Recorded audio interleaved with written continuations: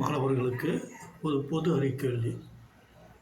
அதாவது தமிழ்நாட்டில் எந்த மாவட்டம் அதிக சுற்றுலா பயணிகளை கவரக்கூடிய மாவட்டமாகவும் அதிக சுற்றுலா பயணிகள் வருகை தரும் மாவட்டமாக திகழ்கிறது அப்படின்னு சொல்லிட்டு ஒரு டிஎன்பிஎஸ்சியில் கொஸ்டின் கேட்குறாங்கன்னா, அதில் முதல்ல முன்னணியில் இருக்கக்கூடிய மாவட்டம் திருச்சி, 2வது மதுரை, 3வது தூத்துக்குடி, 4வதாக இருக்கிற மாவட்டம் ராமநாதபுரம்.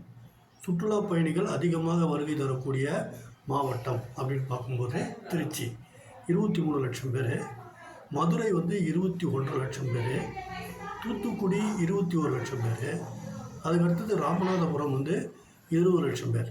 இந்த மாதிரியான நம்ம ஆன்சரை சொல்லணும். அதே நேரத்தில் அயல்நாட்டு பயணிகளை அதிகமாக கவரக்கூடிய மாவட்டம் எது அப்படின்னு கேட்டாங்கன்னா, அதில் முதன்மை இடம் வகிக்கக்கூடிய மாவட்டம் எதுனா மதுரை. மதுரையில் தான் ஏறக்குறைய 1.5 லட்சம் வெளிநாட்டு சுற்றுலா பயணிகள் தமிழ்நாட்டுக்கு வராங்க. அப்போது வெறும் சுற்றுலா பயணிகளை அதிக கவரக்கூடிய மாவட்டம், அதிகமாக வருகை தரக்கூடிய மாவட்டம் எது அப்படின்னு கேட்டாங்கன்னா திருச்சிராப்பள்ளி சொல்லணும். அதிக அயல்நாட்டு பயணிகள் வரக்கூடிய தமிழ்நாடு மாவட்டம் எதுன்னு கேட்டாங்கன்னா மதுரைன்னு சொல்லணும். இது எல்லாரும் ஒவ்வொரு முக்கியத்துவம் பெற்ற ஒரு இது.